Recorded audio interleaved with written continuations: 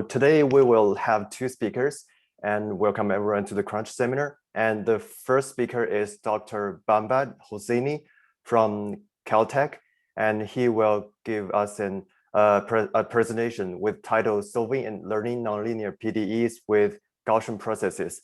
So Dr. Bamdad Hosseini is a senior postdoctoral scholar in the Department of Computing and Mathematical Sciences and at Caltech. He works with Professor Houman Owadi and Professor Andrew Stewart. Before going to Caltech, he received his PhD degree in the Applied and Computational Mathematics and at Simons Fraser University under the supervision of Professors Nilima Nigam and John Stockey. He works on the problems at the intersection of probability, statistics, and applied mathematics with a particular focus on data science and synthetic quantification, as well as their applications in engineering and sciences. So let's welcome Dr. Bamdad Hosseini for the presentation. Thanks, Andrew, for the kind introduction. And hi, everybody. It's very nice to see you all virtually and to give this talk. I just wanted to encourage you to sort of ask questions as I'm going through the talk, because as you can see down here, I don't have too many slides, so I don't think we're going to have issues for time. So if anything is unclear, you have questions at any point, just feel free to interrupt me. So I'm going to talk about this recent work we did on sort of solving nonlinear PDEs with Gaussian processes. So this is based on a recent preprint that I now learned that George is handling in JCP. We submitted it to JCP, and it's joint work with Yifan Chen. He's a PhD student at Caltech, and Houman and Andrew Stewart as well. Okay. All right, so here's an outline of my talk. So I'll give an overview of the method, mostly sort of focusing on a sort of prototypical nonlinear elliptic PDE to set the ideas. Then I'll move on to some numerical experiments where I'll generalize the method to I apply it to things like Berger's equation, and then I'll actually show an inverse problem as well. But the focus of the talk will be on the PDE for the purpose of sort of conveying the main ideas. And then I'll move on to the theoretical foundations, and then I'll talk about sort of future directions as well. All right, so the motivation for our method is this idea of using machine learning techniques for solving PDEs, which is gaining a lot of interest recently. So you have the traditional PDE solvers. You have finite difference, finite element methods, spectral methods, boundary element methods, that sort of thing. And these are sort of methods where you have a given PDE, and then you have an expert, an applied mathematician, who spends time and designs a method that is particularly tailored to a PDE, right?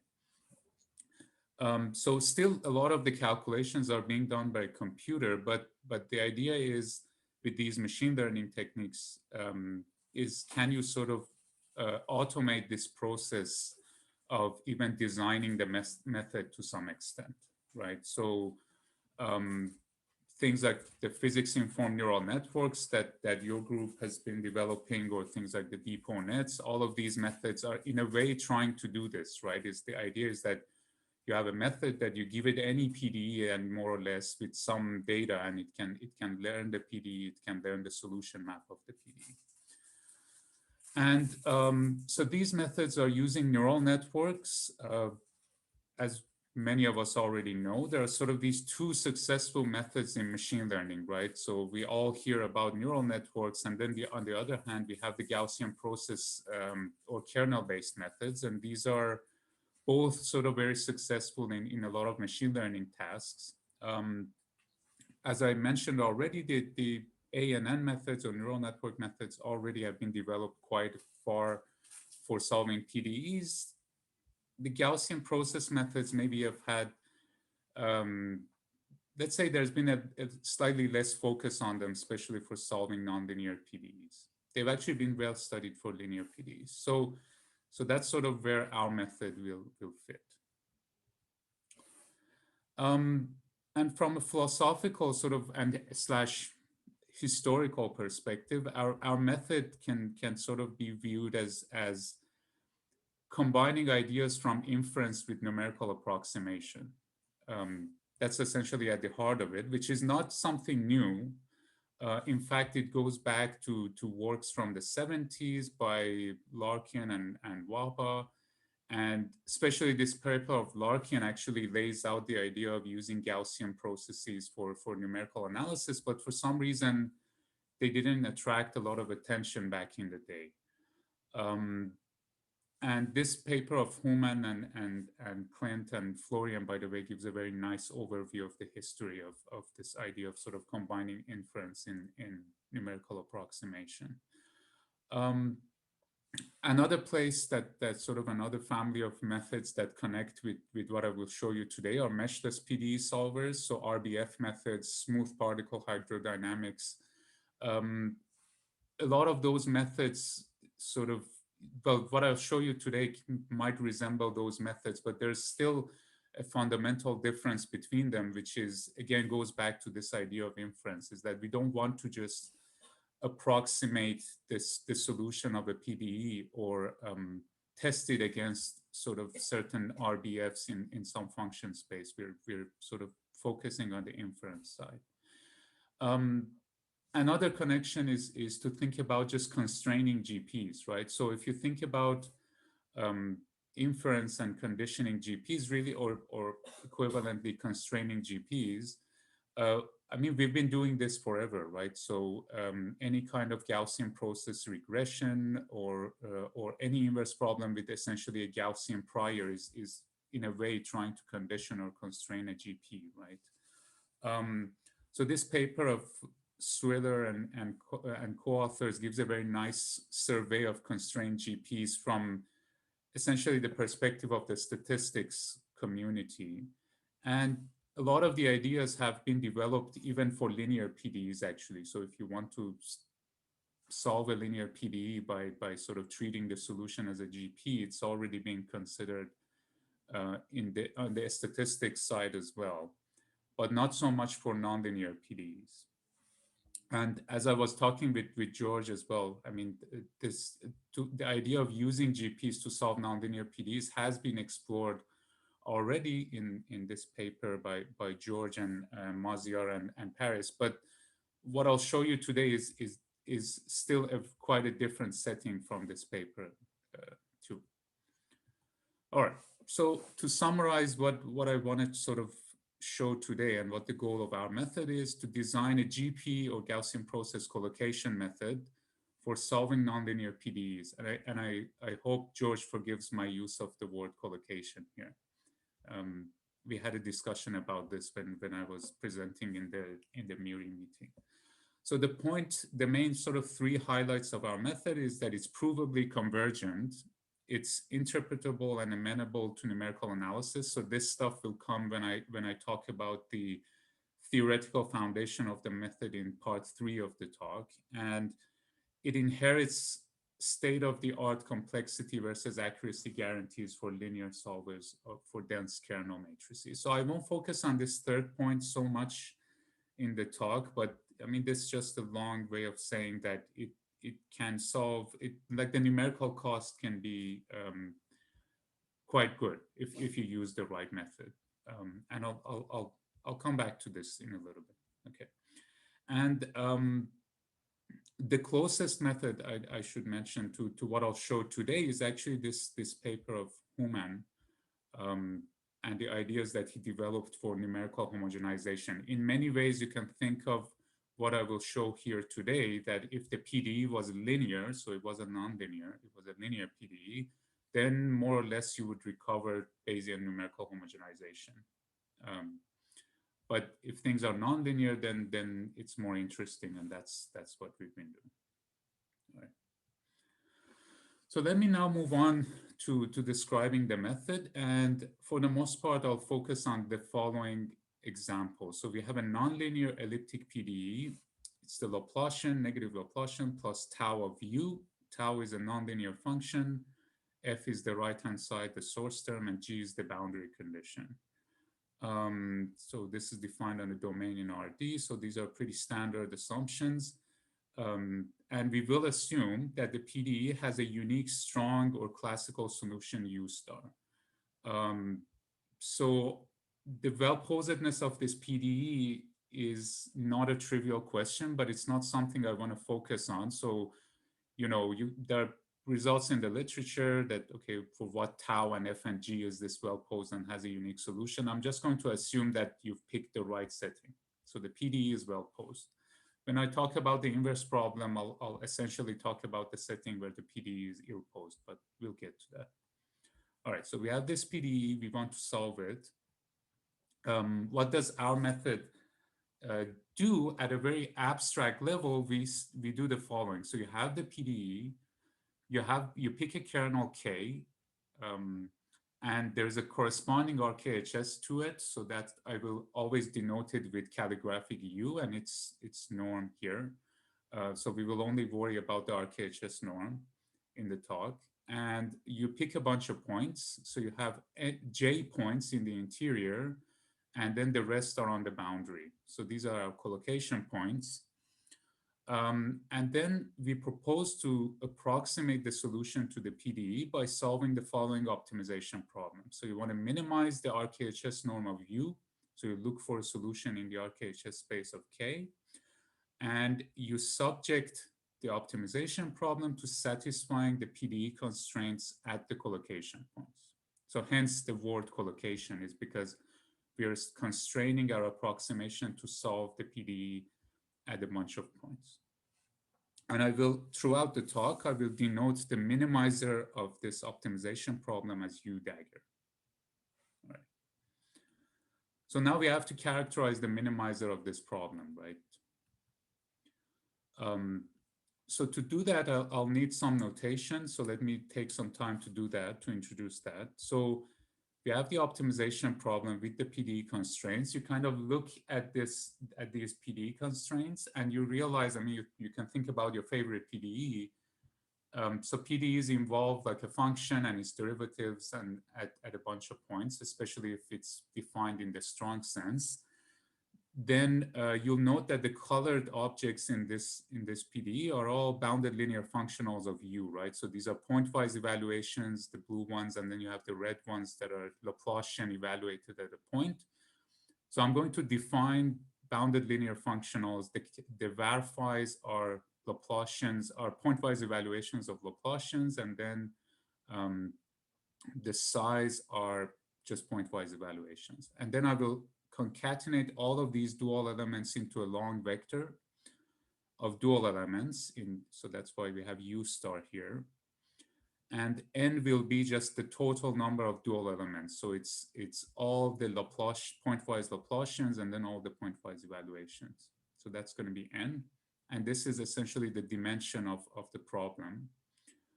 And we will define kernel vectors and matrices. So the vector K of X acting on phi, so bold phi is this vector of dual elements, right? So this is a vector of functions that you obtain by acting K, the kernel, on each one of the elements in this dual vector. And then the kernel matrix K of phi and phi, which is essentially take each one of these functions and act it on another dual element. So if you stare at this for a second, you will note that, I mean, these are standard objects that if you've seen sort of Gaussian process regression, you've seen kernel matrices before. The main difference here is that you don't just have pointwise evaluation. So this is not going to just be K of Xi, Xj that comes out of this matrix. It's instead going to involve sort of Laplacians of K and double Laplacians of K. Because if I had here the varphies sitting in this expression, then I will have a Laplacian with respect to X, Laplacian with respect to X prime, and then evaluate at a point Xn, Xj. All right, but you can construct these exactly sort of by hand if you want to. So we have this kernel matrix and vector.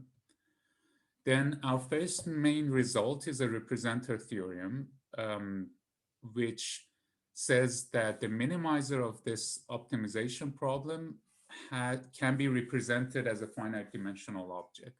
Again, this is analogous to the representer theorems that one can show for sort of linear measurements, right?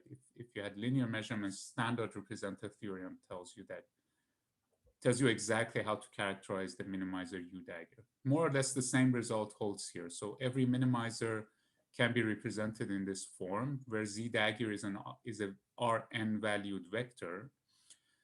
But now our Z dagger is a minimizer of this optimization problem. So you have a quadratic penalty or norm here that you're minimizing. This corresponds to the RKHS norm of U, but it's now subject to some nonlinear constraints. So this vector Z is going to satisfy some nonlinear constraints, which I will show you in detail now how to get that. But this function F will depend on your PDE. So my choice of color is highlighting that F is going to be defined based on whatever PDE you have on the left-hand side. And then Y is going to be the data of the PDE, which is the blue objects in the top.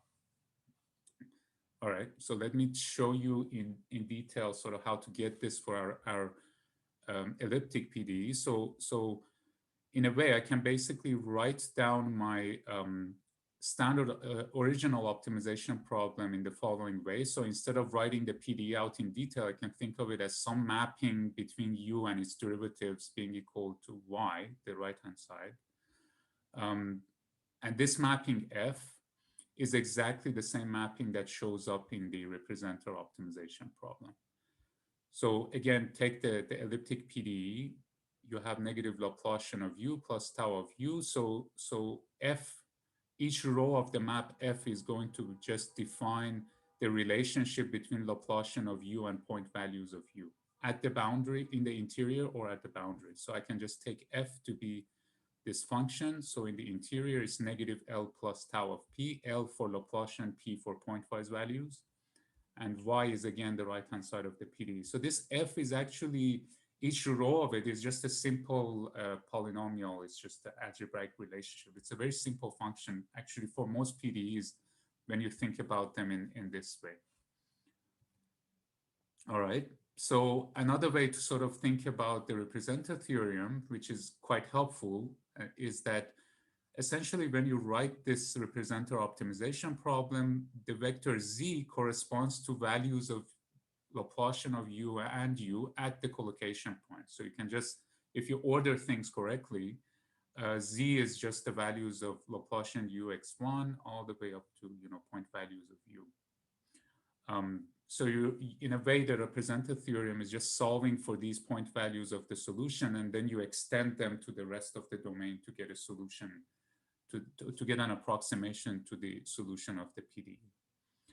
So just to repeat the important points here, the minimizer U dagger, we showed it is completely identified by Z dagger, the minimizer of this ROP, the representer optimization problem. But the nice thing now is that the representer optimization problem is quadratic, right? It has some nonlinear constraints, but the main object here is the quadratic cost you're minimizing. So you can solve this using your favorite optimization technique, and it's fairly nice. So you can use sort of faster methods for this. All right. Okay, so let's go take another step towards a practical algorithm. And the first question is, okay, how do you want to deal with the constraints, right? Because that can make or break your algorithm. So we propose two ways of dealing with the constraint. One method, which is what I'll focus on mostly in this talk, is to just eliminate the constraints. So you sort of look at this equality constraint, and in many cases, you can actually eliminate this altogether. And essentially what you get is an unconstrained optimization problem. So there's a solution map for this constraint, which is a nonlinear function. And then when it allows you to replace Z with some lower dimensional vector by just eliminating the M constraint. So that's why it's N minus M. And you get a optimization problem of the following form, where G is some nonlinear function, but it's still sort of quadratic, right? I mean, depending on how how nonlinear G is, of course. So I'll show you how we do this for the examples I have in the talk. Could I interrupt you and ask you a quick thing? Of course. Is there some version of like backward error analysis for this, so that if you find something this way, you can guarantee that there is a nearby PDE that does this? Do you see what I'm asking? What do you mean by a nearby PDE that does? Well, if you find something that that minimizes all of these things, it's not clear that it satisfies the original PDE. Yeah. So is there somewhere some theory like backward error analysis that there exists a nearby PDE that would give you these data? Oh, you mean, so the minimizer of that we find solves a nearby PDE, right? Yes. Maybe not yet. I was just wanted to ask. Okay.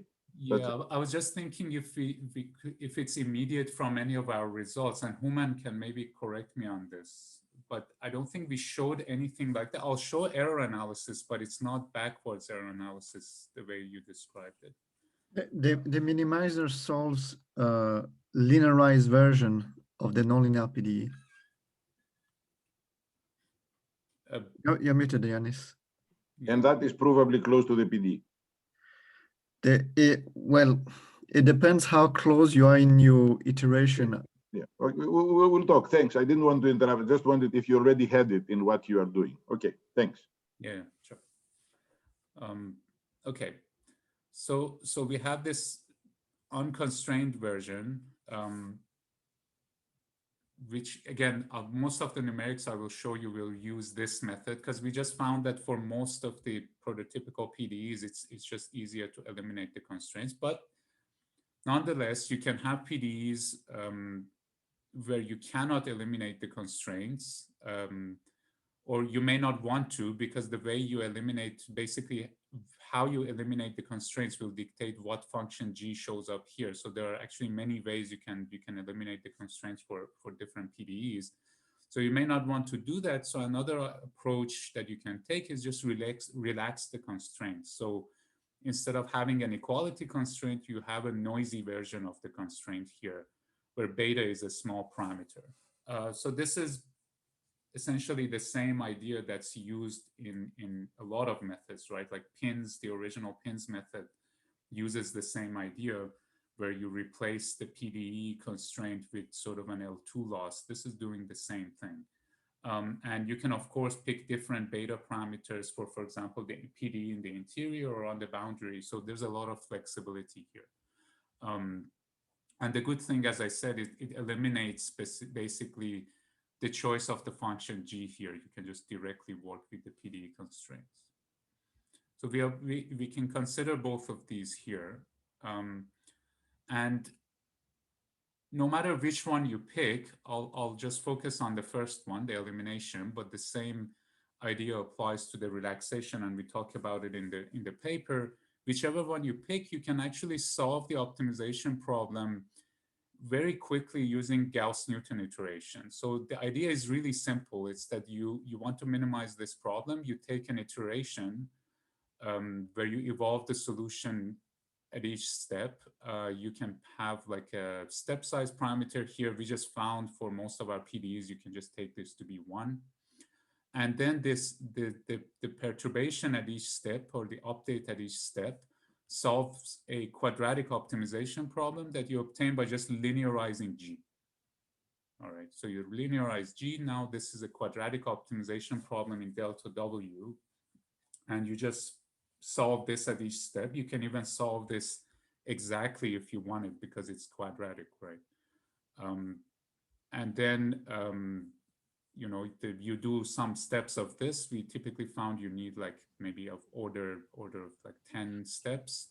Bamdad, here I have a question here. So this is of course for steady states, but for time dependent PDEs, you're gonna do that every time step, or you're gonna actually make some guesses from one time step to the other. So you start with the... So this gets a little bit into what I just said about the sort of the difference between our method and what you did with Right. Maslow and Paris is that we actually, I'll show Berger's equation in a second, we actually look at solutions in space-time. So Oh, okay, just like we do in pins. I get it. Yeah, yeah. So you don't march. You don't march.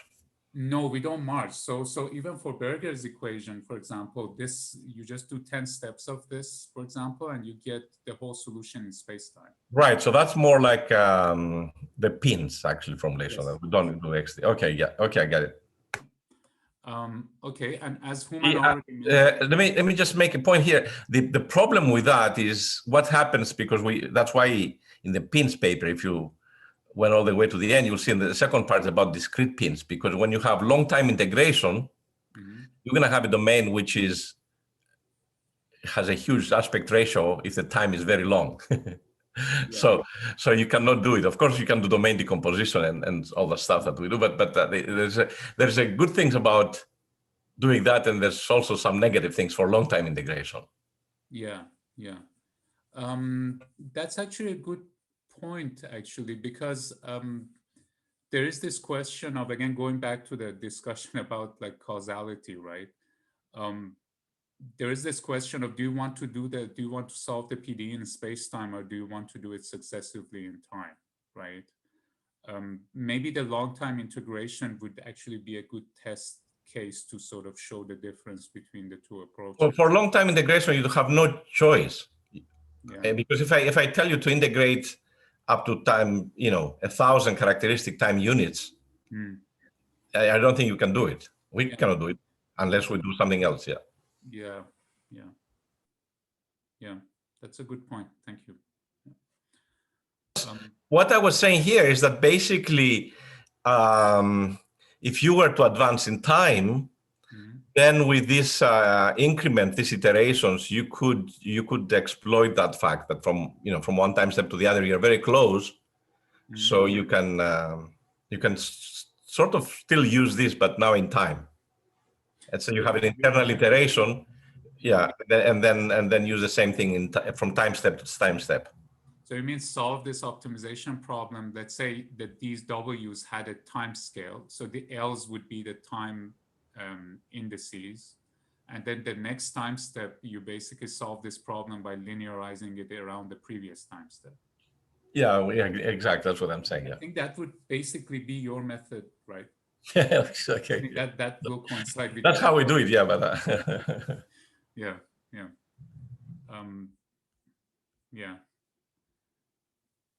Okay. Is it okay if I move forward? Yes, please. Sorry for the interrupt. Oh, no worries. All right. So as Human said, this idea of like linearizing G, and again, you can do this with the penalty case as well. We talk about all of the details are all in the paper.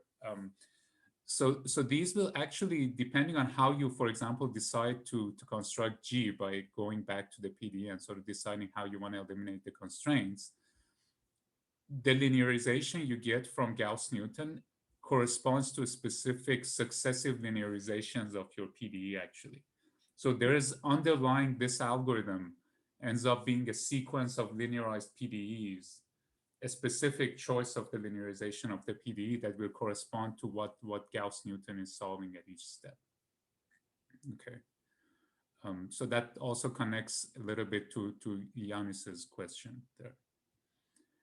All right, so sort of some comments about the computational issues before I get into the numerics, right, which you can already see is, so no matter which one of these two approaches you pick to deal with the constraints, you will have a computational bottleneck in this method.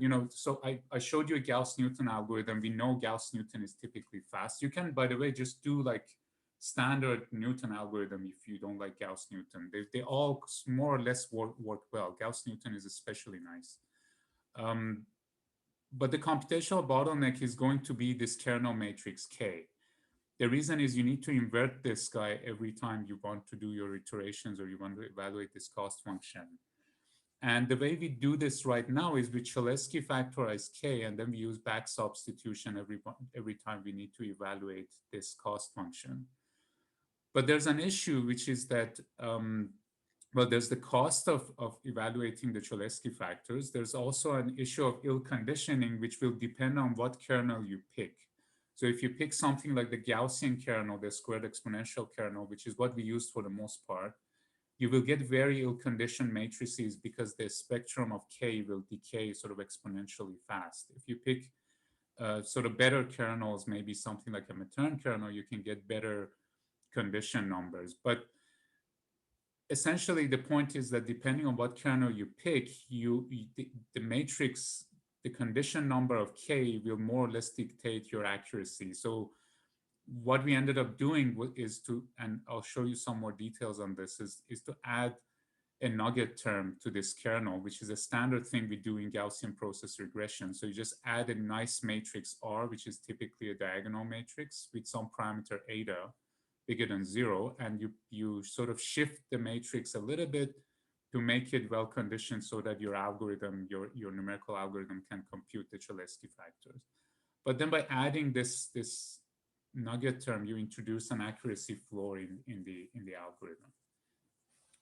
So there's a way around this, which we don't implement yet, but we're pretty confident it will work, and that is to directly Cholesky factorize K inverse. So you can sort of improve this if you use a better kernel, as I said, but you will still have the n cubed cost of the Cholesky factors.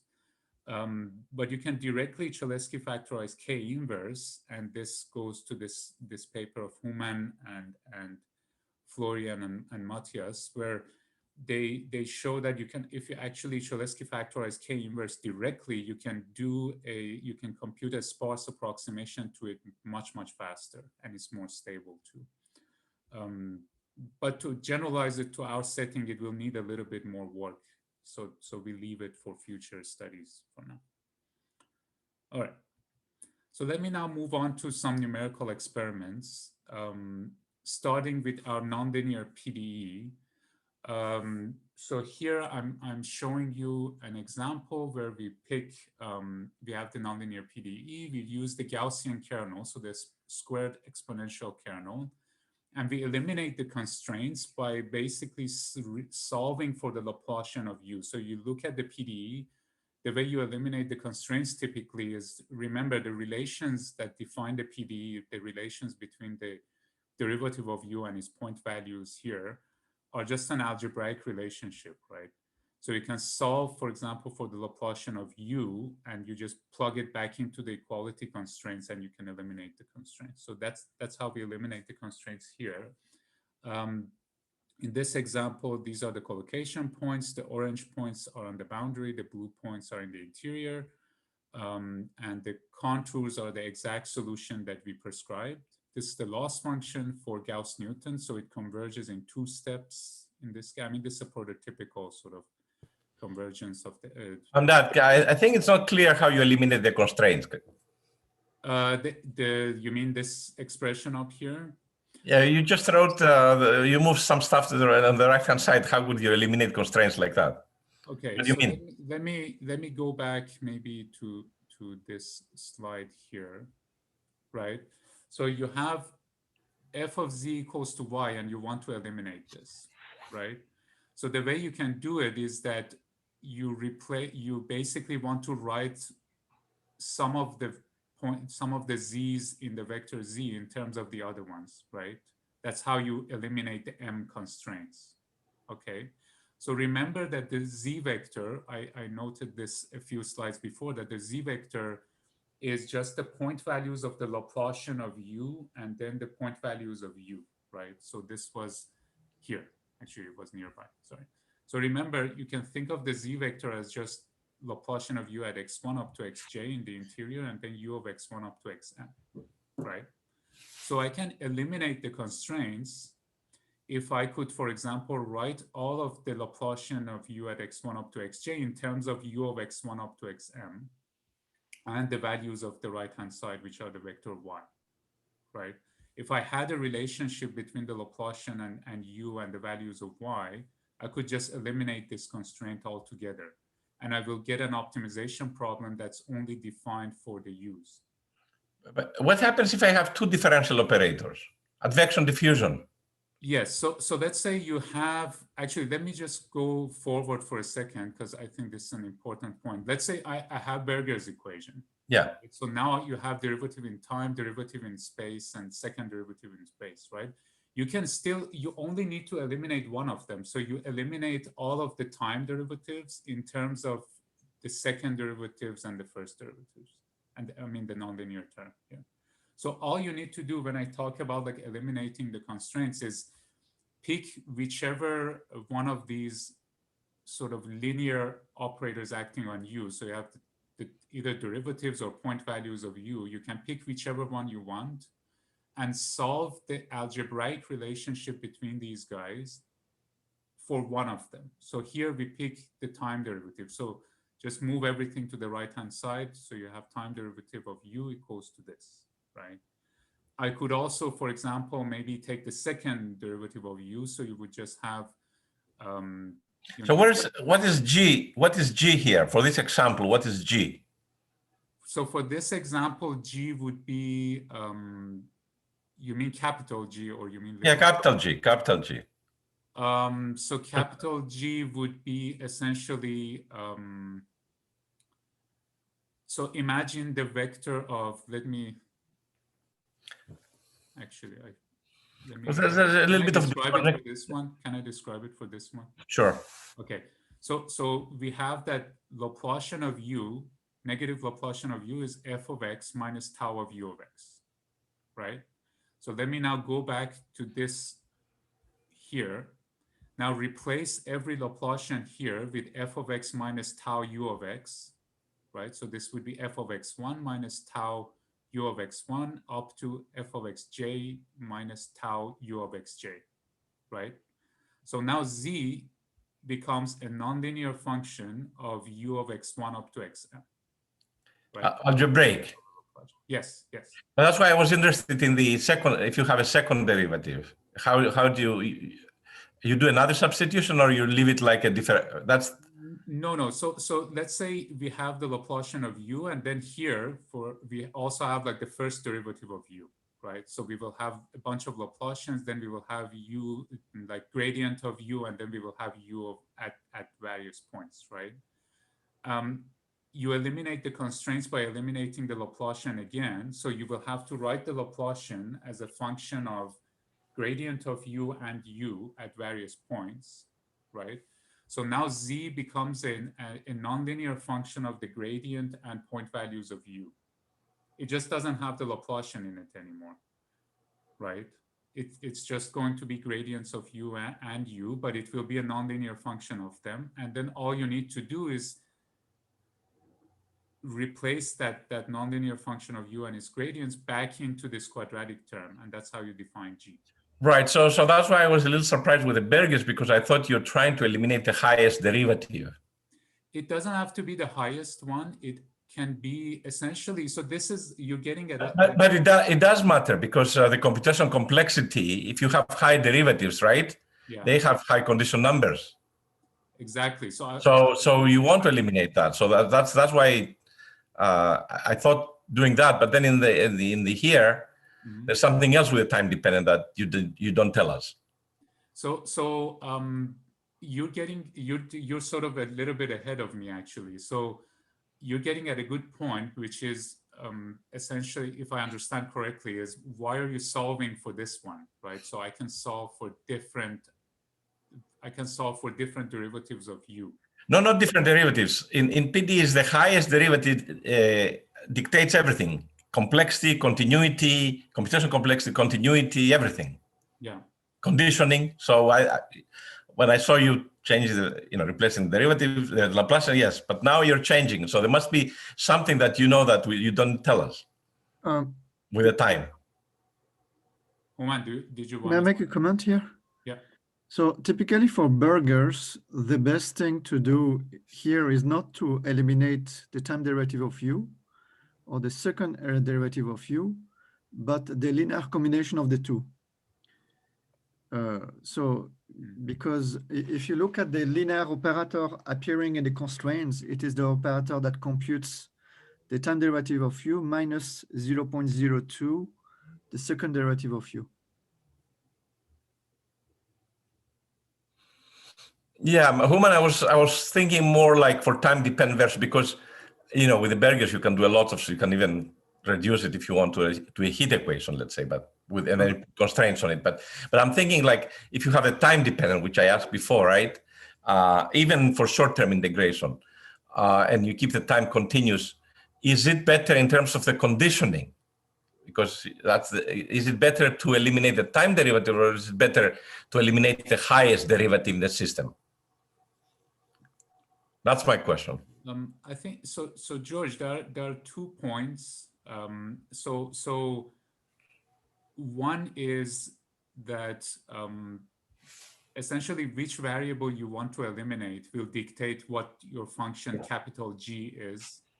So in general, you want to. So there are sort of 2 objectives here that sometimes they might compete together. So if you pick the right sort of variable to eliminate, you might get a very nice G, which means your optimization problem will be nicer to solve. So there's that issue. There's the other issue, which is that which one of these can I eliminate to sort of maybe improve sort of the conditioning of the problem, right? And for that, you might want to like eliminate the higher derivative, but I don't think it's actually going to make much of a difference, because for us, the main issue in terms of conditioning is the kernel matrix. And whichever one of these you decide to eliminate, it's not going to change the kernel matrix. May I make a comment here? Yeah. You will get the same linearized PDE, whether you eliminate the time derivative of u or the second derivative of u. If you use Gauss-Newton, you will get the same optimization problem. Why? Because this Gauss-Newton algorithm corresponds to solving a linearized version of the PDE with collocation method. And that linearized PDE does not depend on what you eliminate. Because the way it works is that you compute the residual between your approximation and the actual solution, and you linearize your PDE to move towards diminishing that residual. I think, Human, my point was more maybe about like if we talked about this, right? Like if I decide for some reason to eliminate u or gradient of u with respect in the spatial gradient of u, that's a bad idea, because now your function g has a division by grad u or u in it, and that's going to blow up. So that one you don't want to do, right? But if you do the time derivative of u or the second derivative of u, and you look at the linearized PDE that you end up solving, they will be the same. For Bergers, yeah. Yeah. Okay. Yeah. Okay, thanks. You can continue. No, these are great questions. You're jumping a little bit ahead of me. Yeah, thanks. Okay, so let me go back here. I hope it's more clear how we define the G function. All right. So just looking at these results a little bit more. So this is sort of the convergence of Gauss-Newton. I'll show you these plots just to essentially highlight how nice Gauss-Newton is, because here it just converges in 2 steps. This is sort of a prototypical contour of the errors between the solution we compute and the exact solution. And these are convergence plots. So the 2 lines here are finite difference methods. We look at convergence in L2 and L infinity. And the other lines, this is for the linear case. So tau is just 0. So this is just Laplacian, the Poisson PDE. So we look at sort of essentially different choices of sigma, which is the length scale of the kernel. So the choice of the kernel will be very important here. So essentially, if you pick a fixed kernel, fixed sigma, you have an accuracy floor. If you pick sigma to change with m, which is the total number of collocation points, you can get better accuracy, better convergence rates here. More or less the same behavior in the nonlinear case. So when tau is u to the power 3, so it's a nonlinearity here is u to the power 3. We don't have the finite difference because we can there's no sort of standard finite difference algorithm to solve that PDE. But we look at, again, the error of our method, same behavior. So if you pick a fixed sigma, you have an accuracy floor. And if you pick sigma to change with m, you can sort of get better accuracy rates and slightly better convergence rates. But this sort of saturation behavior you see here, where all of the curves kind of go down and they flat out, this is what I was referring to in terms of the accuracy floor, right? Because of the ill conditioning of that kernel matrix.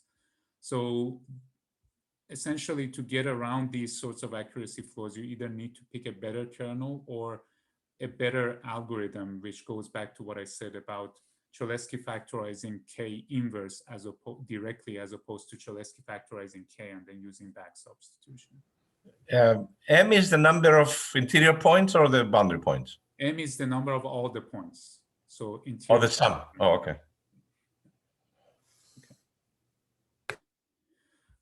So I already showed this. So this is now Berger's equation.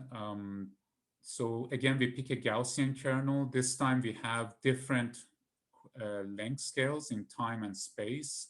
These values are hand-tuned to get a good solution. And we eliminate the constraints, as we discussed, by eliminating the time derivative of u. This, again, the collocation points, the convergence part. This time, so Berger's is harder to solve, so that the algorithm converges in 9 steps. We have contours of the error. So it's not a shock, but it becomes quite steep at time 1. So you have more error close to that sort of almost shock. But sort of visually, at least when you inspect the solution, it seems to do a good job.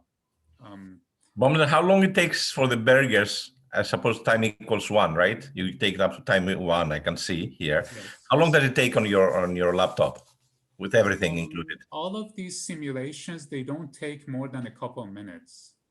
But of course, it depends on how many collocation points you have, right?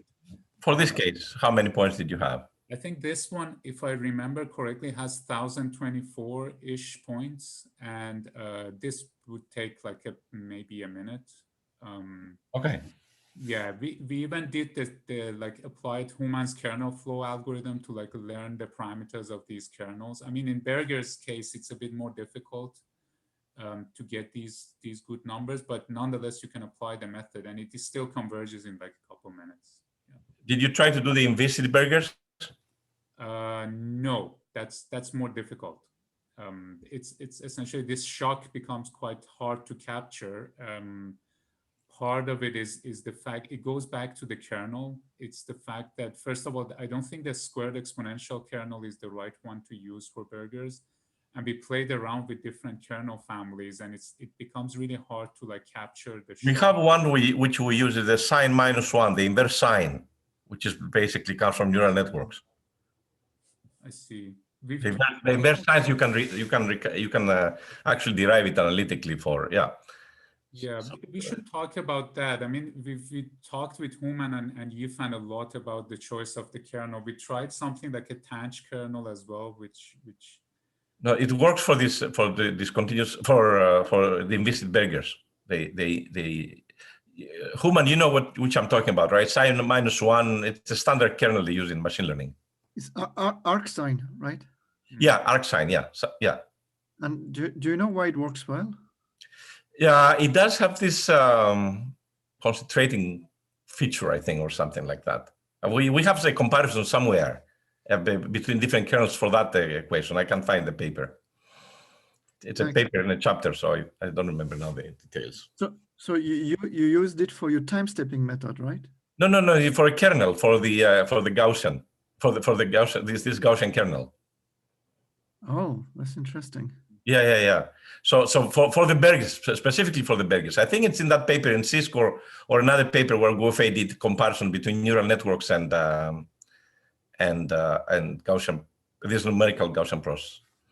And you could capture the shock? Yes, the discontinuity. Oh, it's also in the paper. I think we use it also in a paper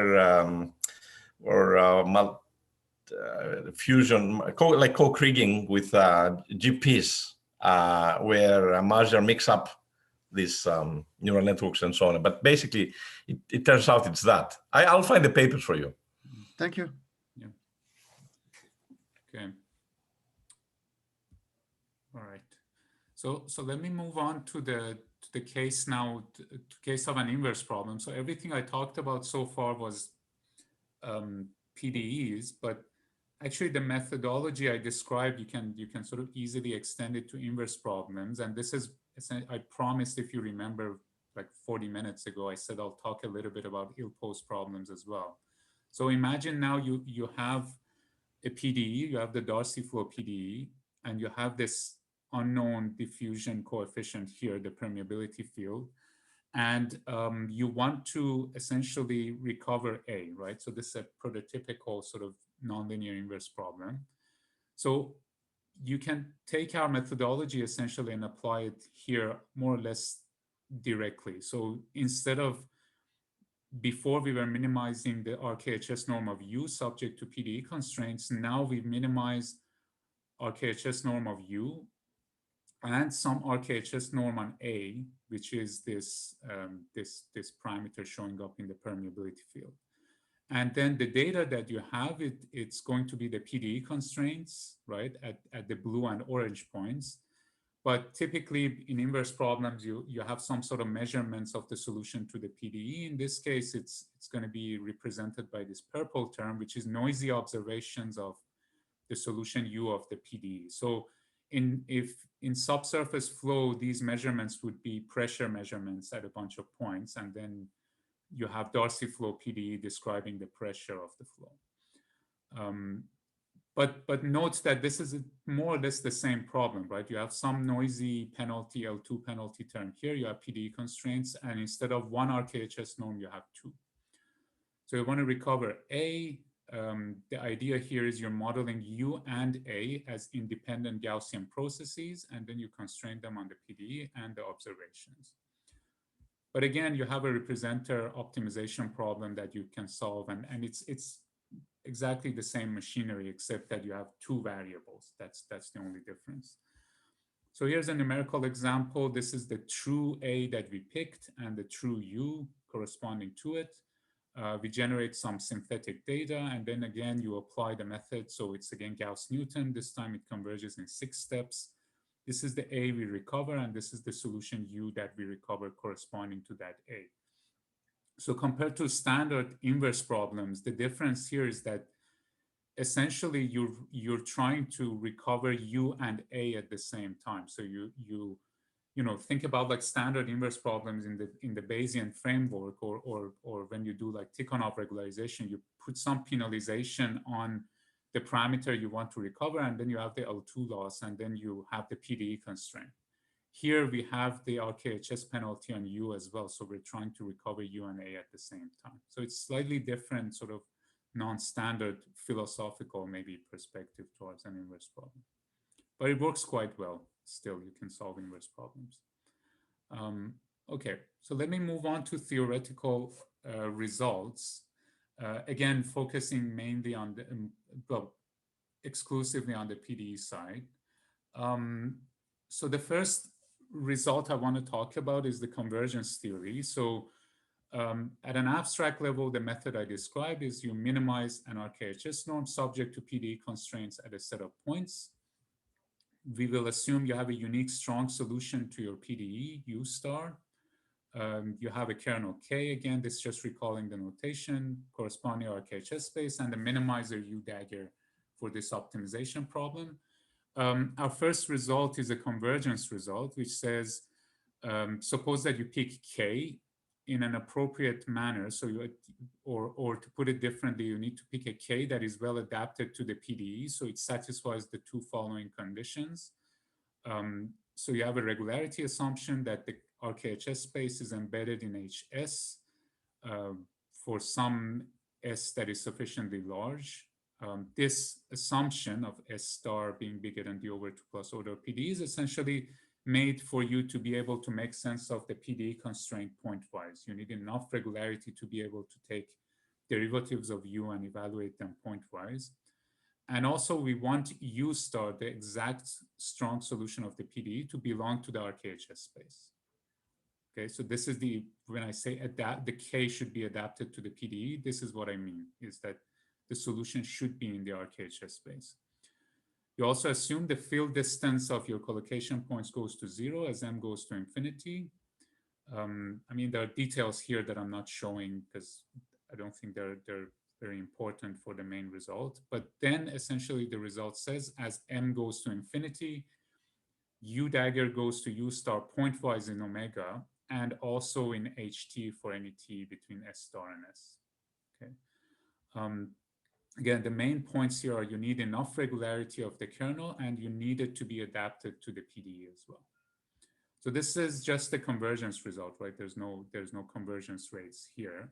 And the proof is fairly simple. It relies on some standard sort of compactness arguments, really, and it uses Sobolev embedding theorem. Okay.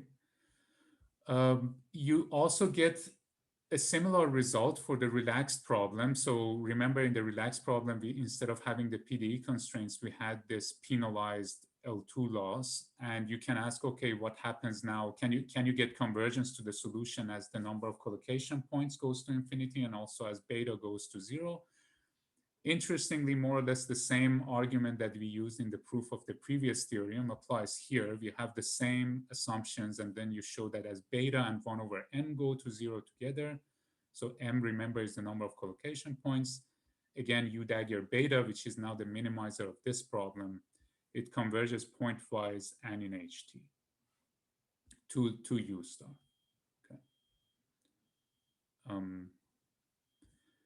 We can also say something about errors of the solution. So I'll show a pointwise error estimate first, and then I'll show a more general sort of error estimate as well. So we have, again, the PDE and the usual assumptions that we had before, and we can show actually a pointwise error estimate of the following form. So the pointwise error between u dagger, the minimizer, and u star is bounded by this, the RKHS norm of u star. And this sigma, you'll note it's awfully similar to, like, it's essentially the variance of our GP underlying the linear measurements, right? And then there's a correction term, which is a parameter epsilon. I'll show you where this comes from in a second, times square root of k of x and x, okay? And the main point to note here is that if you think about like Gaussian process regression, typically this sigma parameter goes to 0 at the measurement points, right? So you have 0 variance at the measurement points. But here, our error bound will not be 0 at the collocation points. And the reason for that is that you're satisfying the PDE at the collocation points. That doesn't mean that you can recover the exact solution of the PDE at the collocation points, right? Because you prescribe the PDE and not point values of u at the collocation points. Okay, so that the result I just showed is you can sort of think of it as a general version of this result, sorry, a specific version of this result, which is actually that you can bound the RKHS norm between u dagger and u star in the following way. So it's bounded by the infimum, or the distance between u star and functions v that are in the span of, so I'm changing notation a little bit. So this is k acting on the vector of bounded linear elements we defined to define the PDE. So these are all the kernel functions kx of phi. So it's sort of the smallest error you can achieve in this span, plus this epsilon, which is the same epsilon parameter that was in the previous theorem. And epsilon solves this nonlinear, this sort of quadratic optimization problem. There's a matrix A here. Let me skip over what this is. It kind of depends again on the elements phi that define your PDE. But essentially, it's the minimizer of a quadratic loss subject to set for elements z that satisfy the PDE and their RKHS norm is bounded by the RKHS norm of u star. So this should be star. So this is the exact solution of the PDE. So this constant is something you can in principle compute to get this right-hand side error.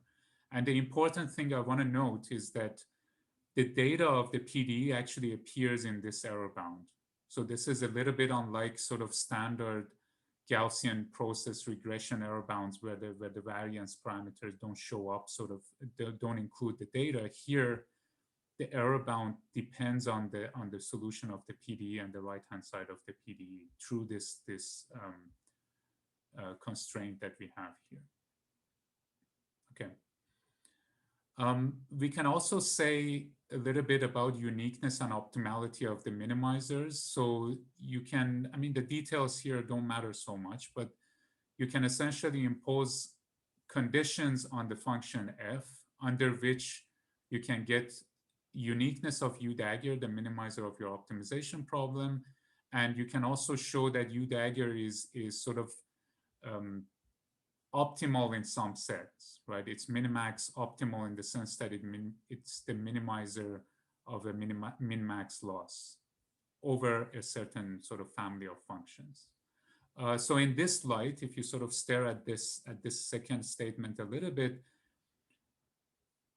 if the PDE was linear, you would get these results essentially in the context of optimal recovery. So what the second statement is saying is that the minimizer of our problem is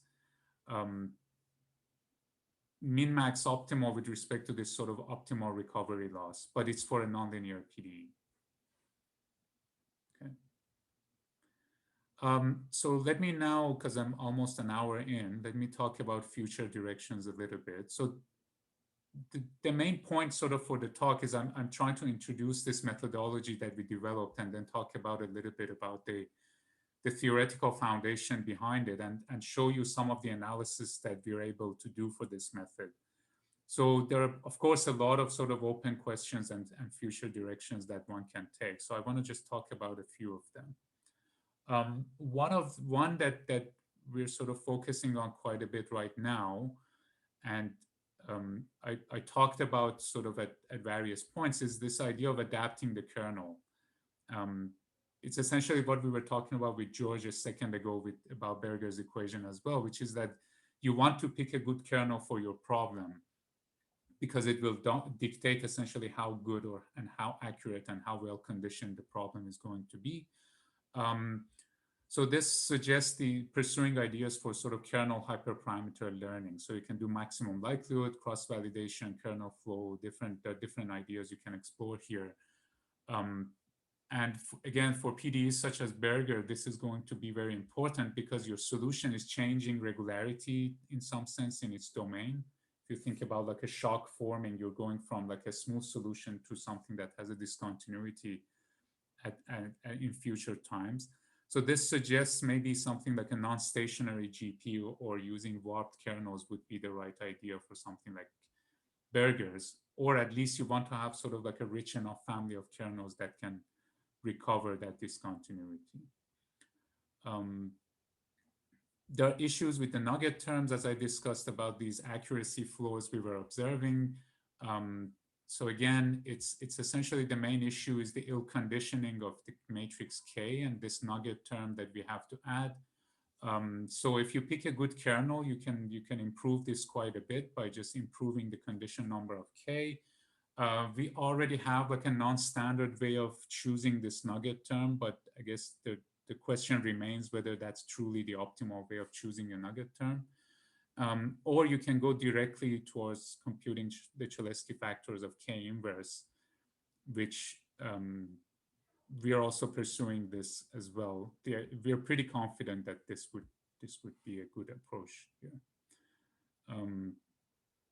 And then there's the question of, okay, can any of this stuff that I talked about today and the analysis that we do, can it inform anything about the other side, which is the ANN solvers for solving PDEs?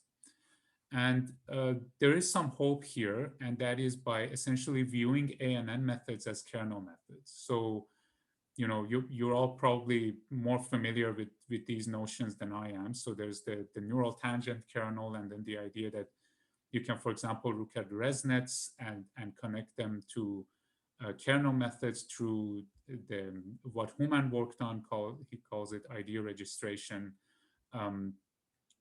I mean, there have been a lot of these connections drawn between ANNs and kernel methods. So if you have an ANN method, a neural network method, and you can connect it to a kernel method, then by viewing it as a kernel method, you can go back and essentially take some of the analysis that we've done for our method and adapt it to your neural network method and maybe get a new theoretical result. So you can maybe extend the convergence result or error analysis, or you can maybe even come up with a new approach to training ANNs, because remember, our main point really in our, going back to my very first slide is that the first technical slide is that we are trying to minimize an RKHS norm subject to PDE constraints. But that's not how you typically think about neural networks, right? So you can maybe think about training a neural network by identifying the corresponding RKHS norm to it and then trying to minimize that subject to your data. And maybe that can give you a better way of training the network. I mean, it's pretty speculative, but I think it's very interesting. All right, so with that, let me stop here and answer more questions. And thanks for your attention. Yes, thank you very much, Bamdad. Is there any more questions for Bamdad? One more thing. You said in the title, learning and solving, and I was expecting you would say something about learning, and it seems to me you talked a lot about solving. I like the learning part. That's why I was waiting. Can you say something on that? I would say that the learning part for us is essentially the inverse problem. So you can view the problem that I showed with Darcy flow. There's a free parameter essentially in your PDE, right? There's this A parameter, which you don't know, but you have maybe some physical measurements in a lab or something. Sure, but what about the whole operator? You mean like if you have like differential operators that... Yeah, getting, you know nothing about the right-hand side. In that sense, I guess you can't really think, we don't mean that sense of learning. Okay, I was just wondering. Three parameters that you want to learn.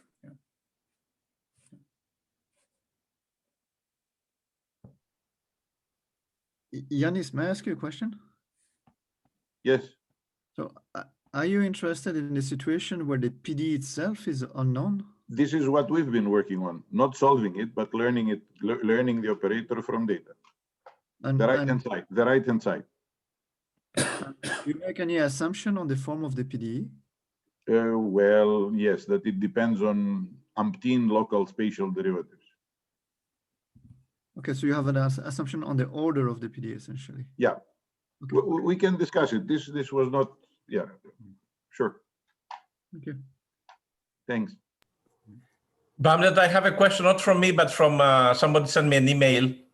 Sure. He had to sign off and said, what happens if you have a lot, M is large, like in the theorem, but in real cases where M is large, is this method scalable? That's the question.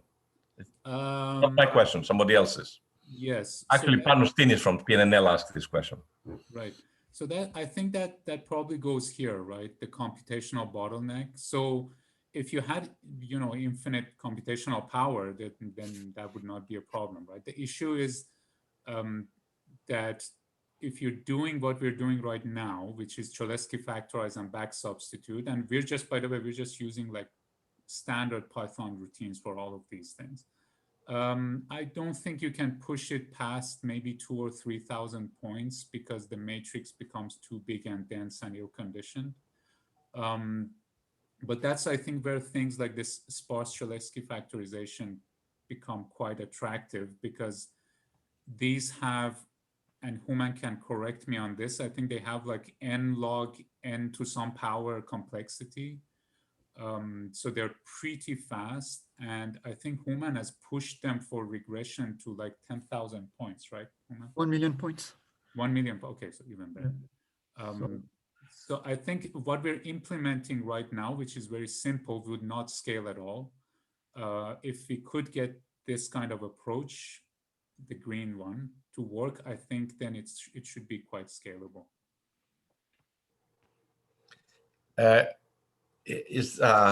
Can one use like a mini batch type extension? I remember Mazar used it in these methods. I think you call it parameterized GPs or something like that, where he used like the mini batch approach with clustering, and then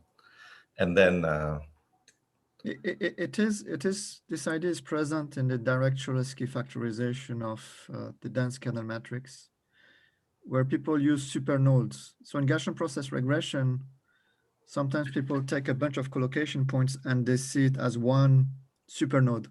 Right. That's what. Yeah. So that's what with the K clustering. That's the K-means clustering. That's what Marja also did. Yes.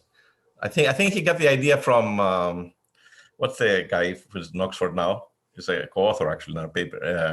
Neil Lawrence. Neil Lawrence. I think he had published something like that. Yeah.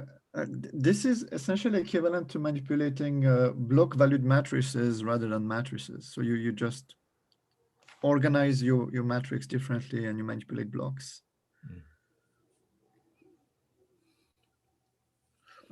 One thing to observe here is that the columns of the precision matrix KFFE -1, if you use the direct Cholesky factorization, you can compute them in parallel.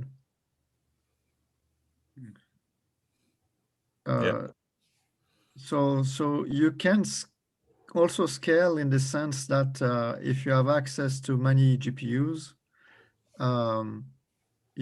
there is no limit to how much you can scale this method. Right. So that was the question. Okay, good. So using the direct Cholesky. Can I have a question? This is Handy Zhang from WPI. I have a quick technical question. When you talk about convergence, you have your paired M. Do you have any relations between beta and M when you consider the convergence? It seems, yeah. So this is a penalization parameter, and M should satisfy some condition. Otherwise, I don't know. So my guess would be you need some conditions.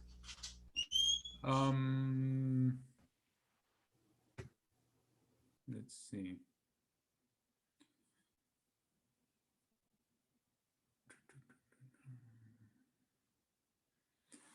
No, so the way the proof for this works is that you take beta and M, so you have a sequence of minimizers, right? So there'll be U dagger of beta and M, right? I'm suppressing the M here.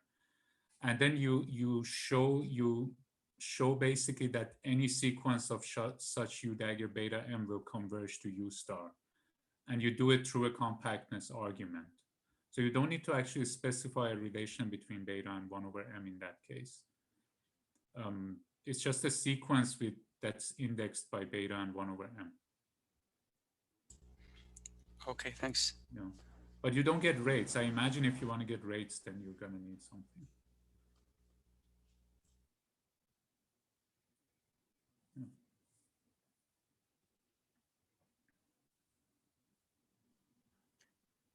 Okay, is there? Oh, sorry. Yeah, This is Liu. I'm a PhD student of George. I actually have a question about. I want to further understanding this method. I was supposing, is this possible to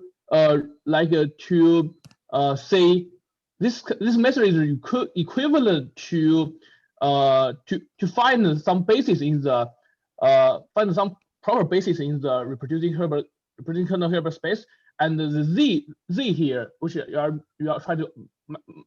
trying to optimize it, basically the coefficient of this basis, and so in principle, this is say we find a clever way to parameterize U and then do the optimization.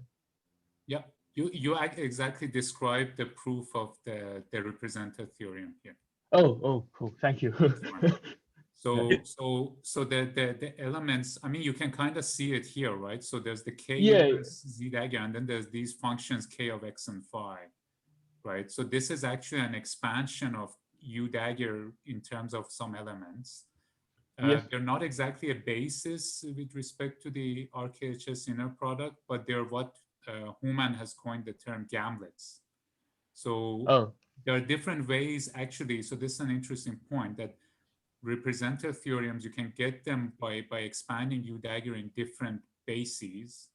I think the standard one is actually the eigen basis of K, of your covariance operator. But if you pick the gamlets, which is what we're doing here, it's super nice because the coefficients that identify U-dagger in the span of the gamlets coincide with exactly the elements that solve this constraint. So you get the same F that defines the PDE to show up in your representative. Yes, that's something what I'm thinking. Thank you, perfect answer. Human, they look like I remember they look like wavelets. Yes, they do. Yeah, you Yang, the gamblets, this basis looks like maybe a smarter or adaptive wavelet, let's say. Yeah, by the way, it's like induced from the from PDE, has to be consistent with the PDE. Yeah. Yes. I think in the linear case, you can Human has shown that, right, Human? Yeah, they're essentially operator with wavelets. Yeah. You can also think of them as Vannier basis functions. So essentially functions that are optimally localized in space and in frequency on eigenspace.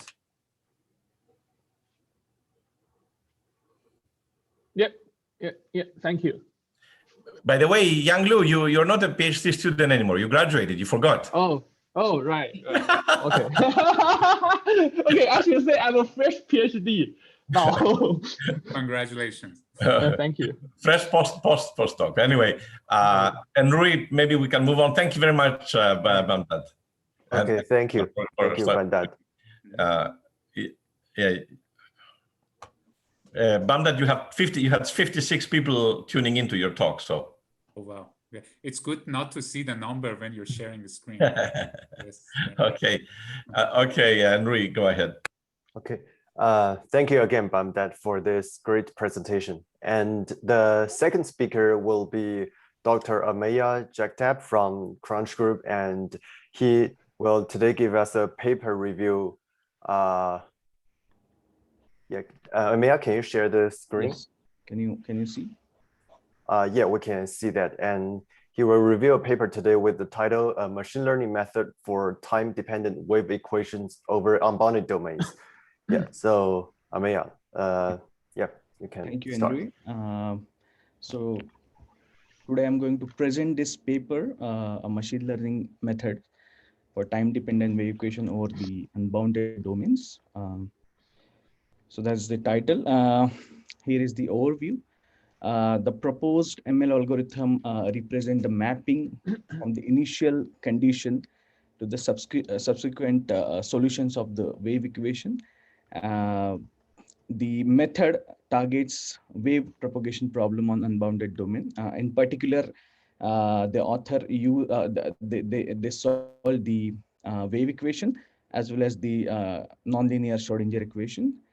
And they also said that the proposed method provide a simple alternative to the absorbing boundary conditions. So which is typically the case when we are actually dealing with the unbounded domains. So these are the governing equations here. The first one is the time-dependent wave equation. That's the linear equation in d dimension. And the second one is the time-dependent Schrodinger equation. So this is the one, and there are two versions. So when the linear Schrodinger equation, when this forcing term is 0, we get the linear Schrodinger equation, and when it is non-zero, basically this is the one, the cubic Schrodinger equation. Here beta is the non-dimensionalized constant, which actually represent when it is negative, it actually represents the attraction of 2 electrons, and when it is positive, it represents the repulsion of 2 electrons. So basically, the authors are solving these two equations in this paper. Okay, so this is the training data. So for time-dependent wave equation, we have training data as the initial solution and the first derivative of solution in time. And for the Schrodinger equation, we have the initial solution. That's the real part of the initial solution, and that's the imaginary part. So U naught is the time, U naught is the actually initial condition, which is the training data they are using here. And actually they are trying to find the solution at later times using the initial solution. And this is actually the mapping they are actually inferring through the neural network study. So yeah, so these are the three set of input data set they defined, motivated by the terminology from the control system. The first one is the CISO data set, that is single input and single output data set. So you have here we have just a single input U naught and the single output, so velocity at later time t, capital T, and L is from 1 to n, where it's a spatial index here. The second is the CMO dataset, which is single input and multiple output here. So again, we have the initial condition as the training data, and we are trying to infer the solution at different time steps. So time at t suffix I, where I is from 1 to p, and p is my time instances. And the third one is the ZMO dataset, or exogenous input multiple output dataset.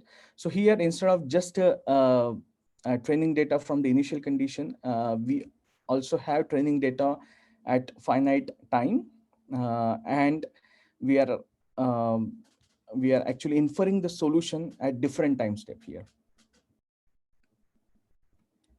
So well, in this work, they use the fully connected neural network and ResNet for all the computational experiment. Basically, they are actually using ResNet for 1D problems only. And for multi-dimensional problems, they're using fully connected neural networks. Okay, so next is the loss function here. Basically, here the loss function they're using is just a data mismatch term. They are not using any physics informed or any regularizer based on PDE, the governing equations, and they're using optimizer, Adam optimizer here. Okay, so the training set for the time-dependent wave equation. So basically, they assume this as the initial condition, which is a Gaussian pulse, where k is my wave number and sigma square is my bandwidth of the wave packet. And both wave number and sigma square are parameterized. So they are actually taken from this set, calligraphic k and the capital sigma here. And once, since it's a linear equation, we just, they just substituted the initial condition and they got the solution at later time. This is the exact solution in d dimension. And again, from the exact solution, they obtained the velocity or the time derivative of u at initial time. So that's how they actually generate a training set for wave equation. Okay, for the training set for time-dependent Schrodinger equation, in case of linear, again, they have chosen the initial condition where both wave number and the bandwidth of the wave packet are parameterized, and they obtained the solution in 1D given by this expression here, in 2 dimension and in d dimension. So that's a general solution here. In case of nonlinear Schrodinger equation, it's difficult to find out the exact solution. So they use finite difference method in space and operator splitting method in time. So in more specifically, they use actually Strang splitting here in time. So that's how they generate the training data for time-dependent Schrodinger equation.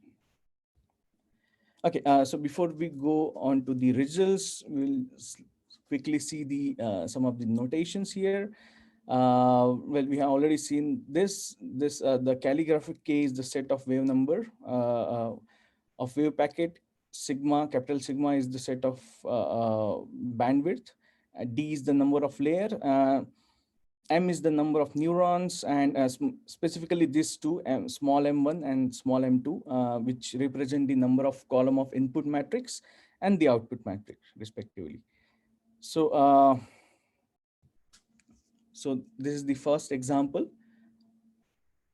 So this is a linear 1D wave equation. So here the number of layers are 5 here. The input dimension is given by 2nx. That's the number of columns for input matrix. And nx, and that's the number of columns for the output matrix. M is the number of neurons.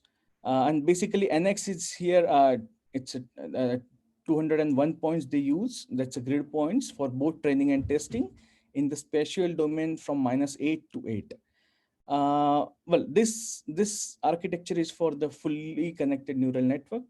For the ResNet, they choose the 2 residual blocks with each d equal to 2, the number of layers, and m equal to the number of neurons equal to 100. So basically, they are choosing this architecture so that the number of parameter in both ResNet as well as fully connected neural network are same.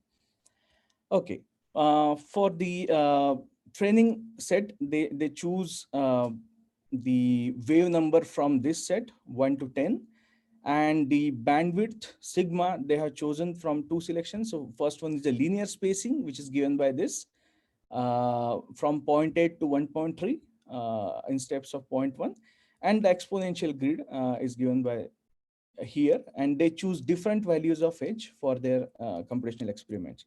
And then they train these 2 networks for 20K epoch. Okay, once the networks are trained, they are actually testing these on a different initial condition given by expression 3.1 to 3.4. Here, both u and the derivative of u with respect to time at initial times are given. And the aim is to find the solution at later times, t equal to 2. Okay, so these are the results here. So they have chosen different activation function, ReLU, TANH, sigmoid, and ELU. And they have also chosen different set for bandwidth, sigma, with different h values. These are the exponential set, and this is the linear set. And for the values of sigma are chosen from this set, and they have given the relative error for fully connected neural networks as well as for the ResNet in all cases. Well, here the wave number is chosen from 1 to 10. So they have just explained this relative error. That's it. I mean, they didn't explain much. Okay, and they said that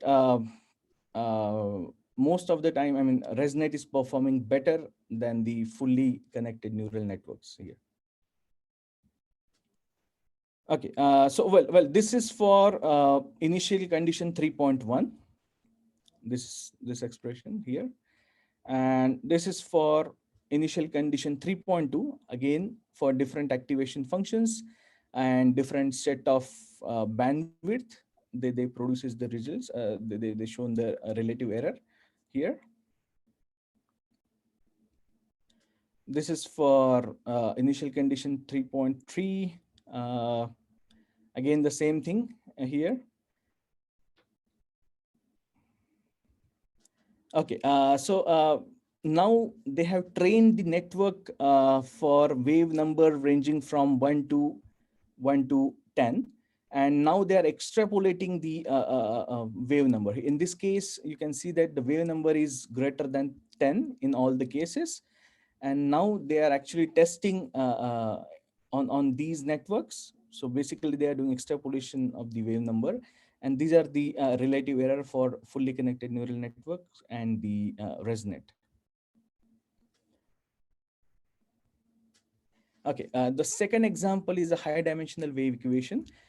In this case, they are choosing the wave number from the set K1 to KD, where D is the dimension. And they have chosen K1, K2 from the set 1 to 5, and all other Ki, I from 3 to D are 1. So basically, that indicates that the wave propagation is mostly restricted to the these two XY planes, so X1, X2 plane. And also they have chosen the bandwidth sigma from the exponential setting.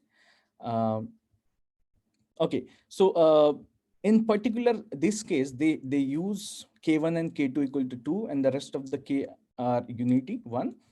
And the bandwidth 2 sigma square is also 1 here.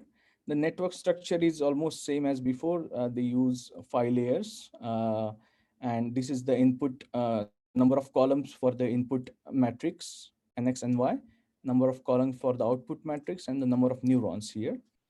So they actually take nx and y equal to 64 for both training and testing, and the domain is from -4 to 4 square here. They trained this network for 20K epoch, and now they tested it with different dimensions. So for 3D, 8D, and 6D, they have given the solution, DNN solution, exact solution, and the pointwise error. So this is the solution here. So this is the DNN solution for 3D, 8D, and 16D. And that's the exact solution here, respective. And that's the pointwise error. So they claim that with increase in the dimension, the relative error is increasing. But of course, if you see the pointwise error, it is small for 16D, the maximum pointwise error. It's a reverse order here. So it's smallest for 16D, and then for 8D, and then for 3D. Okay, our next test case is a 1D linear Schrodinger equation. Again, they have chosen 2 different initial condition, 3.6 and 3.7. Here, since it's a 1D, they are using both fully connected neural network and the ResNet. Again, the number of layers are 5. That's the input dimension, M1. The number of columns of the matrix are nx, and for output matrix, number of columns are again nx. For ResNet, they choose each block with d equal to 2, number of layers, and the number of neurons are 100 here. nx is chosen to be 201 for both training and testing, and they're actually chosen from the 1D domain from -8 to 8.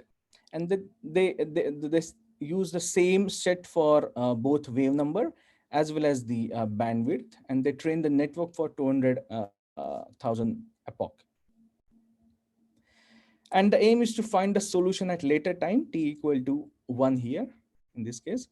So yeah, these are the results for different bandwidth and different activation function. So this is the ReLU, this is the tan H, this is sigmoid, and this is the ELU part here. And they have given the real part, imaginary part, and the absolute square values for fully connected neural networks, and the same thing for ResNet they have given here. They just discussed the error that in both cases, fully connected neural network and ResNet, they are almost comparable. Okay, well, this is for initial condition 3.6 given by this expression, and the next one is for 3.7. The same thing, the real, imaginary, and the absolute square part for both fully connected and the ResNet for different choices of sigma as well as the activation function. And here also the relative error are comparable. Okay, so here actually they are now extrapolating the wave number. So initially the wave number is chosen from, you can see it here, from 1 to 6. And now they are using values of k tilde, which is the wave number, more than 6. And in all cases, they said that the relative error is pretty low and comparable in both fully connected neural network and the ResNet here. Can I ask a quick question? This is Yan Jong. Yeah. It seems that they are solving wave equations and wondering why they haven't tried wave activation function like sine and cosine. Yeah. I mean,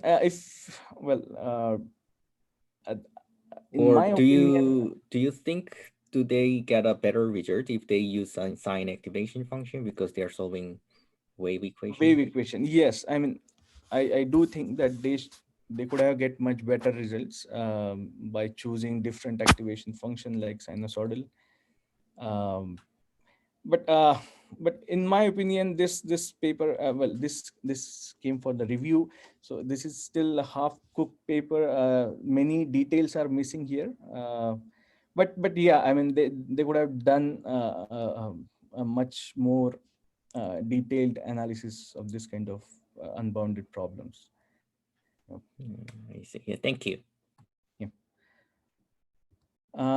They also have done the extrapolation in time. So basically they use, for training, they use time from 0 to 0.6, and now they are using time more than 0.6 in all cases. Again, for different activation function, ReLU, tanh, sigmoid, and the ELU. And they plotted the relative error for fully connected and the resonate part. Again, in the paper, they just discuss, yeah, I mean, in both cases, the error is comparable. And yeah, sorry? Okay. Okay, so these are the plots for the extrapolation in time. So DNN versus the exact values for t equal to 0.625 till 0.7. Also, they have given the XT contour plots for the real part. This is the DNN solution, first column. Second column is the exact solution, and the third column is the absolute error. So that's the real part, first row. Second row is the imaginary part, and the third row is the electron density. And you can see that the error is pretty much the same in all cases. Okay, so now they also solve the nonlinear Schrodinger equation, and they use two different initial conditions, and they generated the data using the numerical method, as we discussed, which is the strength splitting method in time and the spectral method in space. So here domain is from minus pi L to pi L, where L is 16. And again, they are actually training, they get the numerical solution at time t equal to 1 with time step nt 1000. And the training data generated using the set wave number set 1 to 10 and the bandwidth set, again the exponential set with h equal to 0.5. Again, the network is almost same. They have 5 layers network, NX, and the output, input and the output matrix number of columns are NX, which are actually 8,192 for both training and testing. And they train the network for 20,000 epoch. And they actually plotted the relative error here. You can see that. That's the DNN versus strength splitting, and this is the relative error for real part, first row, imaginary part, and the electron density, third row. Similarly,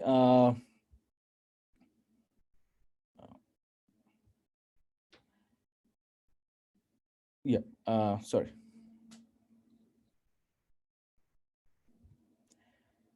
Sorry. Well, this is for 3.9 and 3.10. This is for 3.9 and this is for 3.10. Now the next equation is a 1D nonlinear Schrodinger equation. In this case, they are actually choosing this V, which is the external potential by this expression, which separate the time and the space variation. So for ET, the expression is given here, and for UX, it is given here. So again, the network is same as before for the previous example, and they generated the training data using the numerical method. Again, the set is same for wave number and as well as the bandwidth of the wave packet. And these are the results. This is the learned solution with U of X, and this is the solution obtained using the numerical method. And this is for the E of X. So there is a mistake here. This should be E of T, not V. And this is the learned solution. And this is the numerical method. So solution given by the numerical method here. Okay, this is the last example they solved, which is a 2D cubic Schrodinger equation. Here the domain is from minus pi L to pi L square, where L is 2. And number of points, grid points they use is 64 in both direction. And they are actually training at time t equal to 1. And they obtain all the numerical solution with time stepped nt equal to 100. Again, here the wave number set is from 1 to 5, and the wave bandwidth set is from the exponential set, and with h equal to 0.25. So they generated the reference solution from the bigger domain, minus 2 L pi to 2 L pi square. In this case, again, the network number of layers are 4 here. Number of columns for input matrix and output matrix, number of neurons, and they train the network for 20,000 epoch with this initial condition here. And that's the solution they get. This is the first column is the DNN solution, the real part, first row, imaginary part, second row, and the electron density, third row. This numerical solution, second column, and the absolute error, third column. So, so in conclusion, they presented a machine learning algorithm that maps the initial condition to subsequent solution of wave propagation problem on unbounded domains. In particular, they actually solved 2 examples. One is wave, and the second one is Schrodinger equation with parameterized wave number and the bandwidth of the wave packet. And they also actually examined the accuracy of the problem for both interpolation and the extrapolation case, where they are actually extrapolating both in wave number space as well as in time. So that's it. Thank you. Okay, thank you very much, Ameya. Is there any more questions?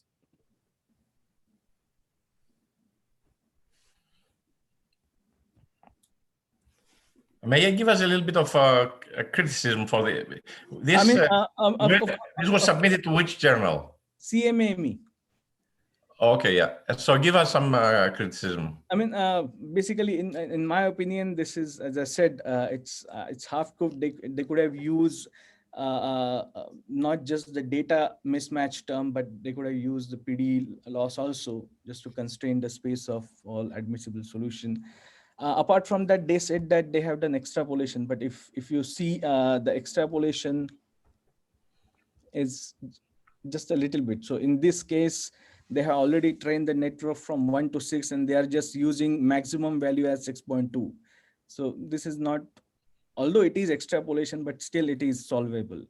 And as Yongjong said, yeah, there are so many ways they could have done comparison here in terms of activation function or the network size, or they most of the time they use fixed network, and they have not provided any loss function or any values. I mean, any other details. Even they didn't provide the details of the testing and the training location points. I mean, they just said that they have chosen the location points and for training and testing same, but they in principle they should be different. If you are testing the network on one set of point and the training the network on one set of point, and they should be tested on different set of points, of course within the same domain. So there are so many missing links here. So I'm sure they could have done it in a much better way here. So, but DeepONet for the Euler problem, with shocks, DeepONet gave us accuracy 10 to the minus 5 for exactly the same setup.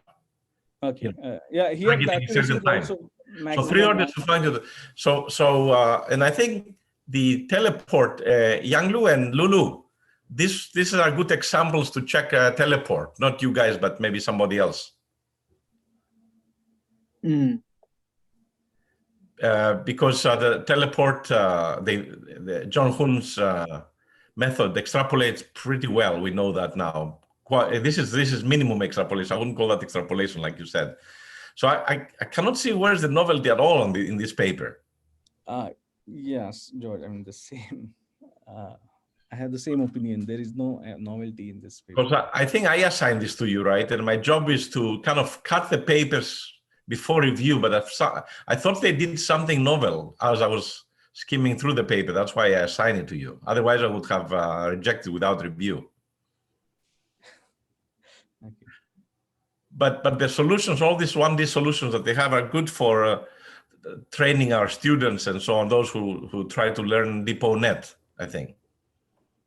Yeah.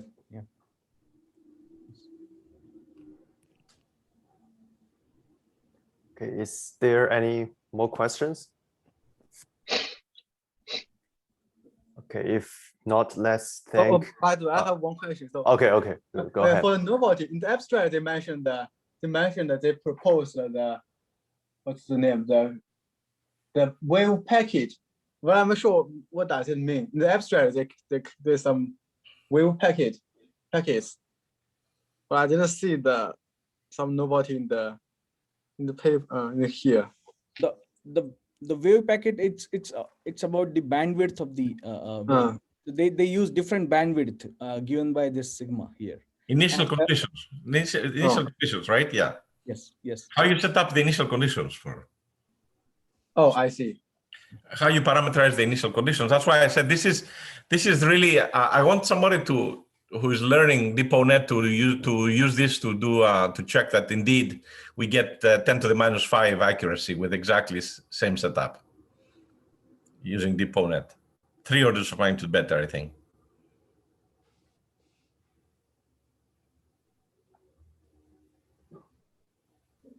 Okay. All right. Yeah, let's thank Ameya again. And yeah, these are the 2 presentations for today's seminar. And thank you very much. Thank you.